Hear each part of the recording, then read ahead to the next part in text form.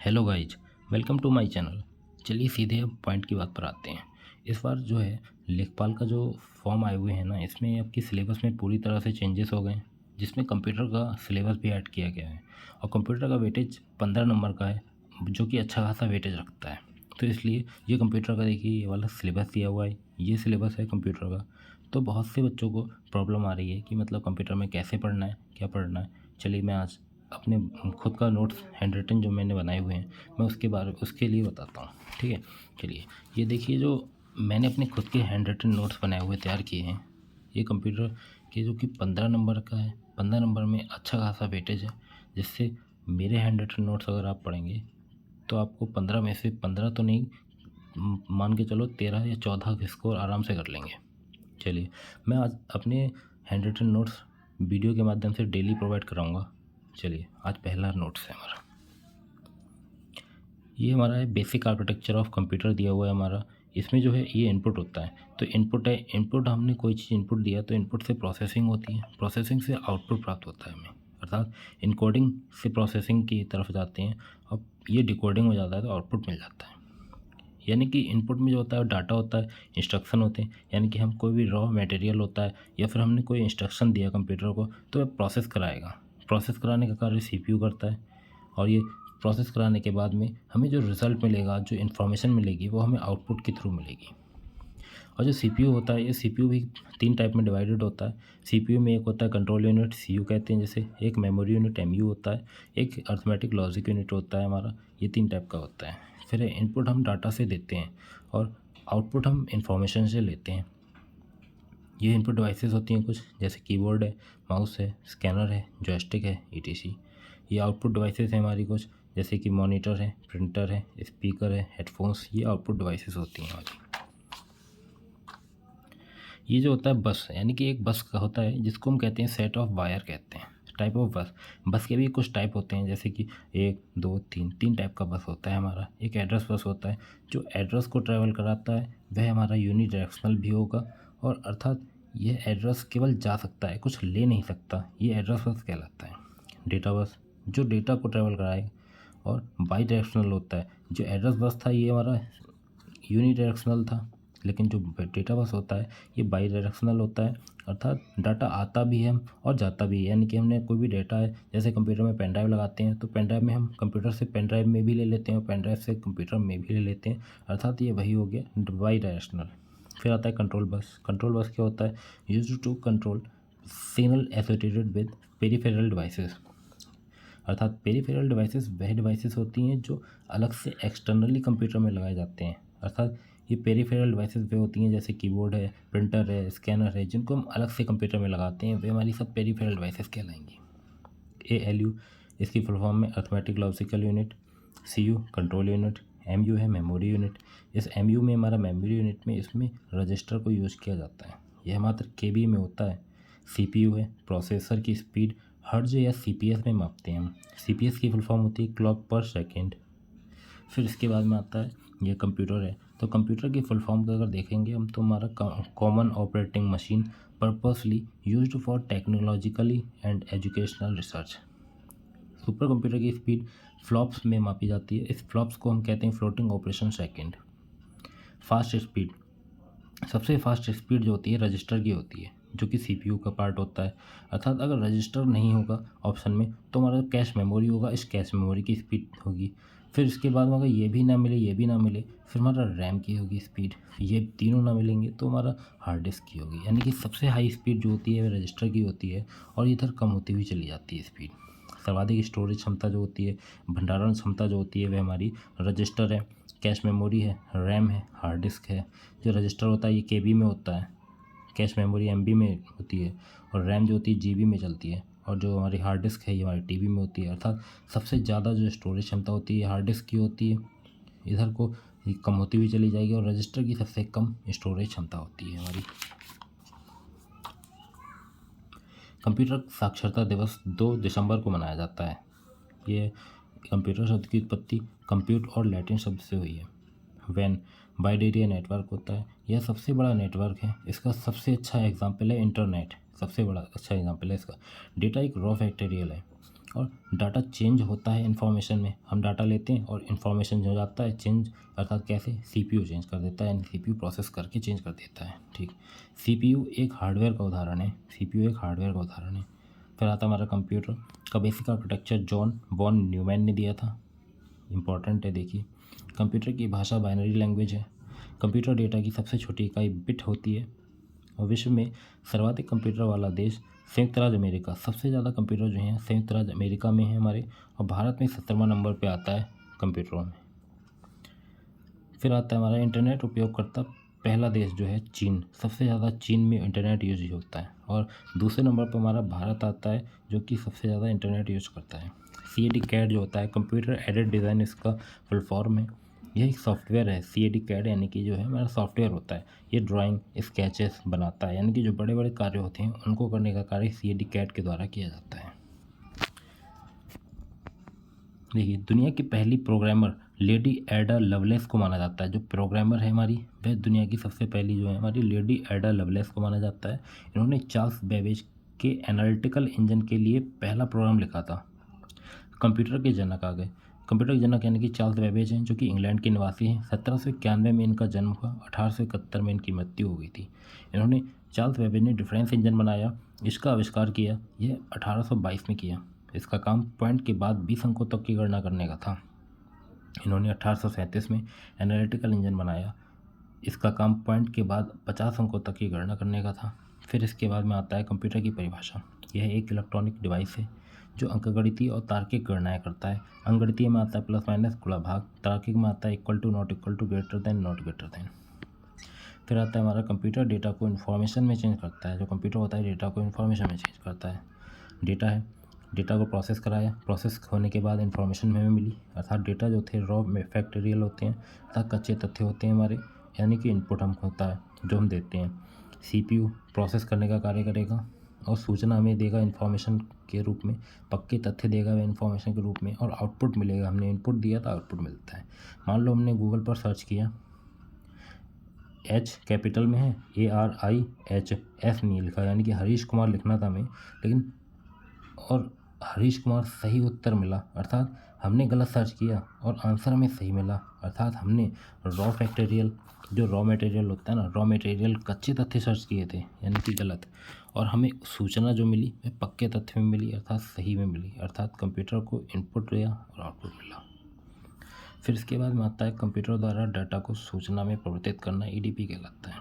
Computer जो है, computer के द्वारा डाटा को सूचना में परिवर्तित करना EDP कहलाता है। और इस EDP की फुल फॉर्म भी तो पूछेगा, तो EDP की फुल फॉर्म क्या होगी? इलेक्ट्रॉनिक डेटा प्रोसेसिंग हो जाएगी हमारी। फिर इनपुट को आउटपुट में प्रोसेस करने का कार्य CPU करता है। CPU के 3 भाग होते हैं, एक ALU, CU, memory unit, MU होता है। नोट, CPU को प्रोसेसर, माइक्रो प्रोसेसर, माइक्रोचिप आदि भी कहते हैं। फुल फॉर्म में CPU की सेंट्रल प्रोसेसिंग यूनिट, ALU की अर्थमेटिक लॉजिकल यूनिट, CU की है कंट्रोल यूनिट। फिर आता है हमारा ये CPU, कंप्यूटर का मस्तिष्क है, ब्रेन, हृदय, दिमाग आदि कहते हैं इसे। फिर ALU यानी कि यह गणितीय और तार्किक क्रियाएं करता है हमारा। CU जो होता है हमारा, ये इनपुट से आउटपुट के मध्य सिग्नल को नियंत्रित करता है।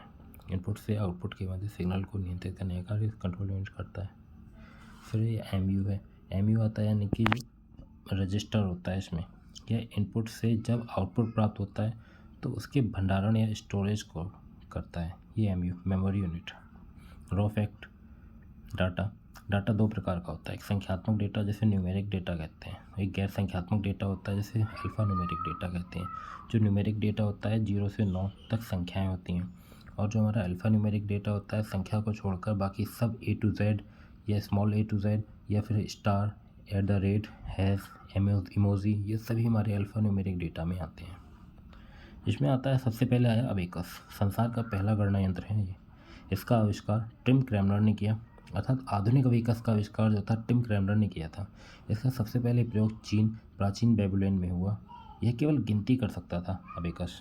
फिर है पास्कलाइन, ब्लेज पास्कल ने 1642 में बनाया, और यह सिर्फ प्लस माइनस कर सकता था। इसने प्लस माइनस कर सकता था, इसलिए इसे एडिंग मशीन भी कहा गया। मार्क 1 कंप्यूटर 1937 में शुरू हुआ कार्य, और 1944 में कार्य पूर्ण हुआ मार्क 1 कंप्यूटर। इसका आविष्कार हार्वर्ड आइकेन ने किया था। ये IBM में काम करते थे, हार्वर्ड आइकेन IBM में काम करते थे। जो IBM है, IBM यानी कि जो है हमारा ये इंटरनेशनल बिजनेस मशीन है IBM। फिर IBM की स्थापना 16 जून 1911 में हुई। IBM का मुख्यालय न्यूयॉर्क USA में स्थित है। मार्क 1 कंप्यूटर विश्व में पूर्ण रूप से स्वचालित विद्युत यांत्रिक गणना यंत्र है। फिर आता है ENIAC। ENIAC यानी कि 1946 में बना। इसे JP एकर्ट और मूचली ने बनाया था। यह पहला पूर्ण इलेक्ट्रॉनिक डिजिटल कंप्यूटर था। इसका साइज मार्क 1 कंप्यूटर की तुलना में कम हो गया। फुल फॉर्म क्या है? Electronic numerical integrator and calculator. एडवैक आता है। फिर एडवैक यानी कि 1944 में शुरू हुआ कार्य, 1949 में कार्य पूर्ण हुआ। एडवैक ये एकर्ट मूचली ने बनाया। फुल फॉर्म है electronic discrete variable automatic computer. फिर आता है हमारा ENIAC में प्रोग्रामिंग के लिए स्टोरेज नहीं थी। जो ENIAC था ना, ENIAC में प्रोग्रामिंग के लिए स्टोरेज नहीं थी, लेकिन एडवैक में स्टोरेज थी। फिर यूनिवैक आता है। यूनिवैक जो है हमारा यह 1951 में बना और यह प्रथम व्यापारिक कंप्यूटर था। यूनिवैक जैसे GEC कंपनी ने बनाया। GEC की फुल फॉर्म है general electric corporation. UNIVAC universal automatic computer होता है हमारा। एक ये पॉइंट यहाँ पे रह गया, जैसे कि ENIAC जो है ना, ENIAC का वजन 30 टन था, जिसमें 18,000 वैक्यूम ट्यूब्स लगी हुई थी। प्रोसेसर CPU जैसे हम कहते हैं, यह 1970 में आया और ये सबसे पहला प्रोसेसर था जिसे इंटेल कंपनी ने बनाया था। कंप्यूटर का वर्गीकरण 3 भागों में बांटा गया है। कंप्यूटर को हार्डवेयर के आधार पर और कार्य पद्धति के आधार पर, आकार के आधार पर बांटा गया। फिर आता है हमारा हार्डवेयर के प्रयोग के आधार पर 5 भागों में बांटा गया है। पहली पीढ़ी, दूसरी पीढ़ी, तीसरी, चौथी, 5वीं पीढ़ी। कार्य पद्धति के आधार पर 3 भागों में बांटा गया, एनालॉगी, डिजिटल और हाइब्रिड। ये कार्य पद्धति के आधार पर। फिर इसके बाद में आता है हमारा ये आकार के आधार पर 4 भागों में बांटा गया, main frame computer, mini computer, micro computer और सुपर कंप्यूटर। हार्डवेयर के आधार पर जो बांटा गया है, इसकी एक चार्ट देख लेते हैं। हार्डवेयर के आधार पर पहली पीढ़ी जो थी, पहली पीढ़ी 1942 से 1955 तक रही। इस 1942 से 1955 में निर्वात ट्यूब यूज हुआ था। हार्डवेयर सॉफ्टवेयर जो था मशीन लैंग्वेज यूज हुई, और मेमोरी जो थी वह पंच कार्ड या मैग्नेटिक ड्रम यूज़ हुआ था इसमें। और इसकी जो गति थी पहली पीढ़ी की, वह मिली सेकेंड यानी कि 10⁻³ थी। ENIAC, IBM, एडवैक, यूनिवैक ये हमारे प्रयोग हुए थे पहली पीढ़ी में। दूसरी पीढ़ी आती है। ये दूसरी पीढ़ी जो है 1956 से 1964 तक रही। इसमें ट्रांजिस्टर हार्डवेयर यूज हुआ था हमारा। असेंबली भाषा इसमें यूज हुई। मैग्नेटिक टेप मेमोरी थी इसकी। माइक्रोसेकंड इसकी गति थी, और कोबोल और फोर्टान की भाषा का प्रयोग हुआ इसमें। तीसरी पीढ़ी आती है जो कि 1965 से 1975 तक रही। इसमें IC हार्डवेयर यूज हुआ था। टाइम शेयरिंग सिस्टम था इसमें। मैग्नेटिक डिस्क मेमोरी थी इसकी, और नैनो सेकंड की स्पीड थी 10⁻⁹। कीबोर्ड, माउस, मॉनिटर, रैम, रोम इसमें प्रयोग हुआ। चौथी पीढ़ी जो थी 1976 से 1990 तक रही। माइक्रो प्रोसेसर VLSI यूज हुआ। सी लैंग्वेज यूनिक्स यूज हुई इसमें, और सेमीकंडक्टर मेमोरी थी इसकी, और पिको सेकंड इसकी स्पीड थी। और लैन, मैन, वैन, MS DOS, MS विंडोज़ ये यूज हुई थी इसमें। फिर हमारा आता है इधर ये पंच कार्ड जो होता है ना, ये पंच कार्ड क्या होता है? ये पुराने ज़माने का पेन ड्राइव या हार्ड डिस्क था पंच कार्ड, लेकिन ये कागज़ का बना था। यह आयताकार है। इसमें जानकारी को छेद के माध्यम से दर्शाया जाता था। इसमें छेद कर दिया जाता तो उसको जानकारी होती थी, और इसमें छेद नहीं होता था उसमें जानकारी नहीं होती थी। इसकी कार्यप्रणाली बाइनरी सिस्टम 0-1 जैसी ही थी। छेद होना अर्थात डेटा मौजूद है, 1 या ऑन होना, और छेद ना होगा तो उसमें डेटा नहीं है अर्थात 0 या ऑफ है वह। फिर इसके बाद में आता है हमारा 5वीं पीढ़ी। 5वीं पीढ़ी जो थी वह हमारी इसमें 1990 से अब तक चली आ रही है 5वीं पीढ़ी, जो कि ULSI इसमें हार्डवेयर था इसका। और फिर आता है मल्टीमीडिया, इसमें सॉफ्टवेयर यूज हुआ। और फिर हमारा ऑप्टिकल डिस्क इसमें जो थी हमारी इसकी मेमोरी थी, और 3 गीगाहर्ट्ज़ से ज़्यादा की इसकी स्पीड थी। और लैपटॉप, सुपर कंप्यूटर यूज़ हुए इसमें। ठीक। फिर उसके बाद में IC आती है। IC का आविष्कार 1958 में जैक किल्बी ने किया था। यह अर्धचालक की बनी होती है IC। अर्धचालक सिलिकॉन और जर्मेनियम है। IC यानी कि इंटीग्रेटेड सर्किट होता है। ट्रांजिस्टर जो है हमारा आविष्कार 1947 में विलियम शॉकले और जॉन बार्डिन और ब्रिटेन ने किया था। ट्रांजिस्टर का आविष्कार जॉन बार्डिन को ट्रांजिस्टर के लिए आविष्कार के लिए 2 बार नोबेल मिला। एक 1956 में मिला, एक 1972 में नोबेल पुरस्कार मिला। माइक्रो प्रोसेसर आता है। आविष्कार M.E. हॉफ ने किया माइक्रो प्रोसेसर का आविष्कार। SSI स्मॉल स्केल इंटीग्रेशन इसकी फुल फॉर्म है। कम IC के प्रयोग से यूज हुई। VLSI very large scale integration होता है। SSI से ज़्यादा IC यूज होती है इसमें। और फिर हमारा आता है ULSI यानी कि अल्ट्रा लार्ज स्केल इंटीग्रेशन, जो कि VLSI से ज़्यादा IC होती हैं इसमें। ये आता है हमारा क्लाउड कंप्यूटिंग एक है। क्लाउड कंप्यूटिंग क्या होता है, यानी कि अपना डेटा कंप्यूटर की हार्ड डिस्क में ना रखकर इंटरनेट सर्वर पर रखना, अर्थात जैसे गूगल ड्राइव है, iCloud है, इन पर रखना। यानी कंप्यूटर में हमने नहीं रखा, लेकिन हमने हार्डवेयर या में ना रख कर इसमें जो सर्वर है ना, उस सर्वर पर रख दिया हमने, तो ये होता है हमारा क्लाउड कंप्यूटिंग कहलाती है। इसके बाद में आते हैं इधर मेन फ्रेम कंप्यूटर की गति मिप्स में मापी जाती है। मिप्स की फुल फॉर्म होती है हमारी मिलियंस ऑफ इंस्ट्रक्शन पर सेकेंड होती है। आकार के आधार पर जो होते हैं हमारे micro mini main frame super होते हैं, यानी micro mini main frame super, ये आकार के दृष्टिकोण से हैं हमारे। फिर है एक माइक्रो प्रोसेसर का यूज हुआ है तो माइक्रो कंप्यूटर हो गया, और कई माइक्रो प्रोसेसर को यूज होता है तो मिनी कंप्यूटर बनता है, और यदि कई मिनी कंप्यूटरों का यूज हो जाता है तो मेन फ्रेम कंप्यूटर बनता है, और कई मेन फ्रेम कंप्यूटरों का यूज होता है तो सुपर कंप्यूटर बनता है हमारा। सुपर कंप्यूटर है हमारा, इसका आविष्कार सेमोर क्रेन थे। पहला सुपर कंप्यूटर CDC 6600 था। CDC यानी कि कंट्रोल डेटा कॉरपोरेशन, इसकी फुल फॉर्म हो गई। ये अमेरिका का था। CDC 6600 अमेरिका का था। कार्य इसका क्या था, डाटा की सुरक्षा करना, मौसम भविष्यवाणी करना और अंतरिक्ष कार्यक्रम का देखना, ये हमारा इसका कार्य था। फिर आता है हमारा भारत का पहला सुपर कंप्यूटर क्या है, तो परम 8000, जो कि भारत का सुपर कंप्यूटर पहला, ये CDAC के द्वारा विकसित हुआ। इसका जनक विजय P भटकर थे। फिर है CDAC यानी कि फुल फॉर्म है central for development in advance computing. यह परम 8000 कंप्यूटर 1991 में पुणे वैश्व वेधशाला में स्थापित हुआ था। यह आता है कार्य पद्धति के आधार पर। जो कार्य पद्धति के आधार पर हमारे हैं एनालॉगी कंप्यूटर, जो दाब, तापमान और लंबाई आदि मापने वाले यंत्र हैं, जैसे थर्मामीटर, सुई वाली घड़ी, ये हमारे एनालॉगी हो गए। फिर आता है डिजिटल में आता है हमारा जैसे जो बाइनरी नंबर 0 1 का प्रयोग करते हैं, अर्थात द्विआधारी संख्या यूज़ होती है, जैसे PC है, स्मार्टफोन है, स्मार्ट वॉच है, ये हमारे डिजिटल कंप्यूटर होते हैं। हाइब्रिड में आते हैं एनालॉग प्लस डिजिटल का होता है, अर्थात जैसे पेट्रोल पंप पर जाओगे तो वहाँ पे तेल की मात्रा तो हमें एनालॉगी यानी कि लीटर में दिखेगी, लेकिन जो प्राइस दिखेगा वह हमारा डिजिट में दिखेगा, यानी कि 107.27 यानी कि डिजिटल में दिखेगा, ये होता है। इसी के साथ मैं आज की क्लास को समाप्त करता हूँ। कल दूसरा चैप्टर ये वाला मैं दिखाऊँ, कल ये वाला दूसरा चैप्टर करके दिखाऊँगा, ठीक है।